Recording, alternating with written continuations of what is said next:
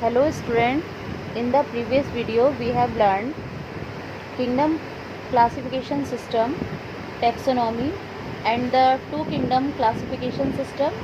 So student, today's video we discuss about five kingdom classification system.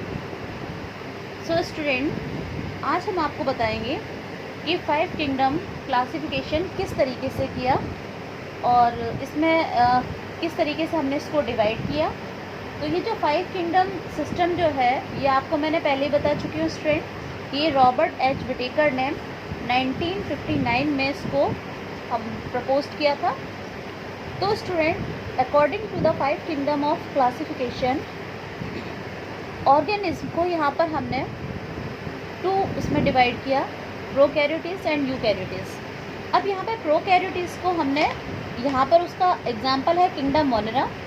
यूकैरियोटिस को यहाँ पर हमने टू डिवाइड किया according to the number of cell, unicellular and multicellular. अब यहाँ पे यूनिसेलुलर में हम लेके आए किसको, प्रोटिस्टा को। अब मल्टीसेलुलर को हमने किसमें सेल वॉल होती है और किसमें सेल प्रेजेंट नहीं होती है उसके अकॉर्डिंग या उसके बेस पर हमने डिवाइड किया।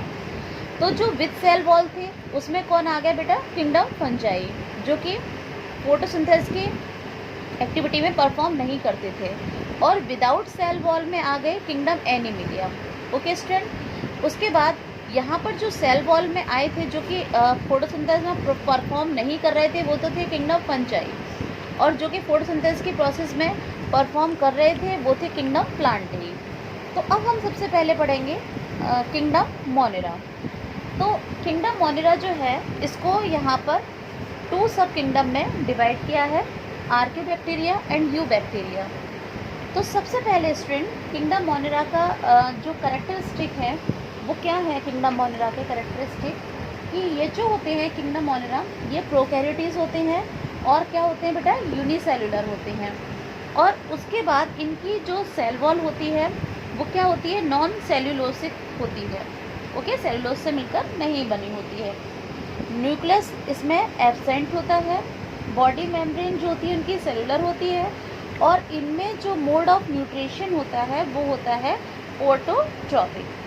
तो स्टूडेंट, अब हम आते हैं कि हमने इसको टू सब किंगडम में डिवाइड कर दिया, आर्कियोबैक्टीरिया and eubacteria.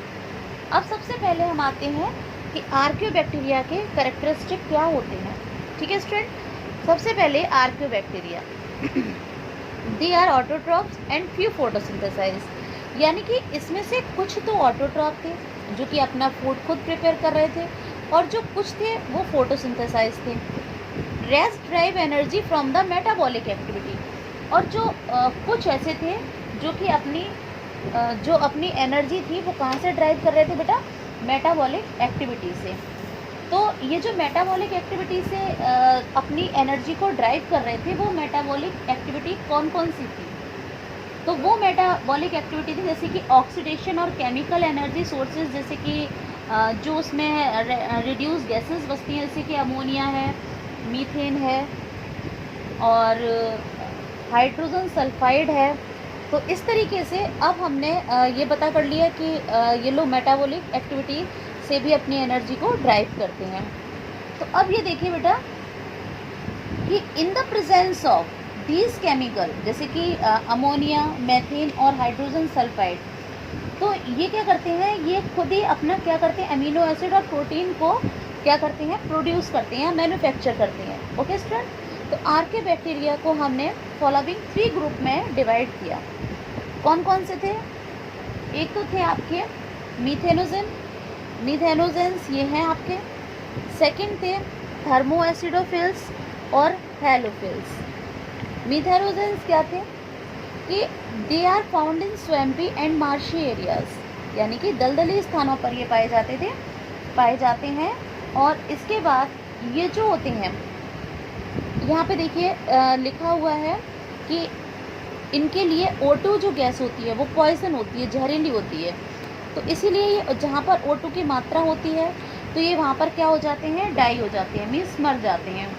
Okay, they produce methane gas, ये मीथेन गैस को क्या करते हैं, प्रोड्यूस करते हैं। अब हम लोग आते हैं बेटा थर्मो एसिडोफिल्स पर। ये जो होते हैं हॉट और एसिडिक इन्वायरमेंट में क्या होते हैं, पाए जाते हैं, और ये H2S यानी कि हाइड्रोजन सल्फाइड का यूज्ड करते हैं। इसके लिए फॉर देयर मेटाबॉलिक एक्टिविटीज़ के लिए, अपनी मेटाबॉलिक एक्टिविटी के लिए ये किसका यूज़ करते हैं, H2S का। अब आते हैं हेलोफिल्स। ये जो हेलोफिल्स होते हैं ये सॉल्टी इन्वायरमेंट में ग्रो करते हैं, such as Great Salt Lake और डेड सी। ये जो इन्वायरमेंट होता है ये बहुत ही ज़्यादा एल्कलाइन होता है। अब हम बेटा आते हैं, next topic is you bacteria.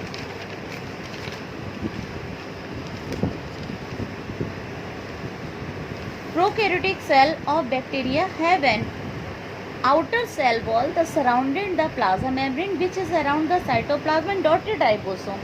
तो आप इस डायग्राम को जब देखेंगे तो ये सारी चीज़ें आपकी क्लियर हो जाएंगी कि इसमें क्या होता है बेटा। ये जो प्रोकैरियोटिक सेल्स होती है बैक्टीरिया की, तो इसमें जो आउटर सेल वॉल है, यहाँ पर देखिए ये सेल वॉल है इसकी, तो ये जो सेल वॉल है और ये प्लाज्मा मेम्ब्रेन है, तो इससे अटैच रहते हैं बेटा, क्या अटैच है, ये राइबोसोम अटैच है। ओके स्टूडेंट, ये डॉटेड वाले जो पार्ट आपको दिख रहे हैं ये क्या है, राइबोसोम। सेल वॉल जो होती है इसकी वो किससे कंटेन होती है, पेप्टिडोग्लाइकन से, यानी कि इसकी जो सेल वॉल होती है वो किससे बनी होती है, पेप्टिडोग्लाइकन से। और चेन ऑफ शुगर जो कि क्रॉस लिंक्ड होती है, छोटी छोटी चेन जो होती है अमीनो एसिड की, उनसे क्या होती है बेटा, क्रॉस लिंक्ड होती है। इसमें कॉइल डीएनए होता है जो कि एक सिंगल क्रोमोसोम का काम करता है। ये देखिए आपको यहाँ पर दिख रहा होगा। उसके बाद मेटाबॉलिक एक्टिविटी जैसे कि रेस्पिरेशन है, फोटोसिंथेसिस है, तो वो यहाँ पर जो किसके द्वारा होती है, प्लाज्मा मेम्ब्रेन के द्वारा। ठीक है, उसके बाद इसके जो एग्जाम्पल हैं वो है बैसिलस है, कोकस है, स्पाइरिलियम है, साइनोबैक्टीरिया है। ये इसके एग्जाम्पल हैं किसके बेटा, यू बैक्टीरिया के। उसके बाद देखिए ये यू बैक्टीरिया का डायग्राम है, ये इसका फ्लैजिलम है, ये पिली and this cell wall and this plasma membrane, और this ribosome attach the plasma membrane and this chromosome, जो कि आपको मैंने बताया था अभी कि डीएनए जो होता है वो सिंगल डीएनए जो होता है, कॉइल डीएनए, वो कि एक सिंगल क्रोमोसोम की तरह कार्य करता है, तो यहाँ पर हमने इसको क्रोमोसोम बता दिया है। अब इसके बाद जो बैक्टीरिया के टाइप होती हैं, जो कोकस इस जो गोल होता है, स्फेरिकल होता है, कॉमा शेप, और ये क्या कहते हैं, स्पाइरिलियम स्पाइरल की तरह होता है, रॉड शेप, इस तरीके से। तो ये आपकी डिफरेंट शेप हैं बैक्टीरिया की बेटा। अब आते हैं हम next topic, our next kingdom, यानी कि हमने इसको 5 किंगडम में डिवाइड किया था। वो 5 किंगडम हमारे कौन कौन से थे, है ना। सबसे पहले था हमारा kingdom Monera, second kingdom protista, third kingdom fungi, and fourth kingdom Plantae, and now 5th kingdom is Animalia. तो अब हम आते हैं अपने सेकेंड किंगडम पर। हमारा सेकंड किंगडम है kingdom protista.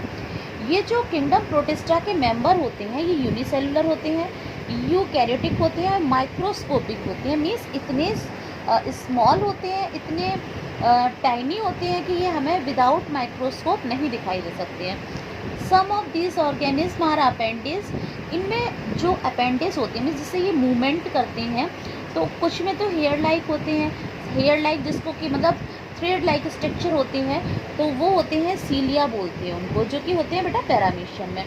Whip like structure होता है जिसे हम बोलते हैं फ्लैजिलम, वो होते हैं यूग्लिना में। ये देखिए this is flagellum, Euglena and the cilia in Paramecium. So they have an autotrophic, ये ऑटोट्रॉपिक होते हैं और हेटरोट्रॉपिक भी होते हैं। जैसे कि अब ऑटोट्रॉपिक में कौन से प्रोटिस्टा होते हैं, तो वो यूनिसेलुलर डायटम होते हैं, ओके। और हेटरोट्रॉपिक में कौन होते हैं, प्रोटोजोअन्स होते हैं। अब हम आते हैं प्रोटोजोआ पर, यानी कि किंगडम प्रोटिस्टा का जो फाइलम प्रोटोजोआ, ये भी बेटा क्योंकि इसी से फाइलम है ये, तो ये है यूनिसेलुलर और मोस्टली एक्वेटिक होते हैं। इनमें पिसिडोपोडिया होती हैं, सीलिया होती हैं और फ्रेजिला। उसके बाद यानी कि इसमें मूवमेंट करने के लिए पिसिडोपोडिया होते हैं, सीलिया होते हैं और फ्लैजिला होते हैं। दे हैव नेकेड बॉडी और कवर्ड विद बाय पेलिकल और हार्ड शेल, यानी कि या तो इनकी बॉडी नेक्ड होती है, किस चीज़ से कवर्ड ही नहीं होती है, और अगर कवर्ड होती है तो वो पेलिकल या हार्ड शेल से कवर्ड होती है। दे हैव यानी इनकी बॉडी या तो इरेगुलर होती है, जैसे कि example of just like amoeba, and the spherical और elongated this and the spherical. Okay, so next point है साइटोप्लाज्म डिफरेंटिएट। इनका जो साइटोप्लाज्म होता है मीन्स इसके अंदर जो साइटोप्लाज्म पाया जाता है वो किस में डिवाइड होता है, एक्टोप्लाज्म बाहर वाला, आउटर वाला एक्टोप्लाज्म, और जो इनर वाला होता है जो अंदर होता है उसे हम बोलते हैं एंडोप्लाज्म। मीन्स अब नेक्स्ट पॉइंट है इसका यूनिन्यूक्लिएटेड। यूनिन्यूक्लिएटेड यानी कि इसमें एक न्यूक्लियस होता है, किसी किसी में 2 न्यूक्लियस भी होते हैं, और किसी किसी में मल्टी न्यूक्लिएटेड यानी कि बहुत सारे न्यूक्लियस भी होते हैं। दे रिप्रोड्यूस, ये रिप्रोड्यूस करते हैं असेक्सुअली, यानी कि असेक्सुअली रिप्रोड्यूस करते हैं, वो भी कौन कौन से उससे करते हैं, बाइनरी फिशन और multiple fission. Okay student, binary fission means जैसे कि साइटोप्लाज्म 2 पार्ट में डिवाइड हो जाता है, उसके बाद वो फिर 2 पार्ट में 4 उसमें डिवाइड होता है जिसे हम डॉटर सेल्स बोलते हैं। तो इसमें जो रिप्रोडक्शन होता है वो बाइनरी फिशन और मल्टीपल फिशन से होता है, और इसके एग्जाम्पल है बेटा अमीबा, पैरामीशियम, यूक्लिना।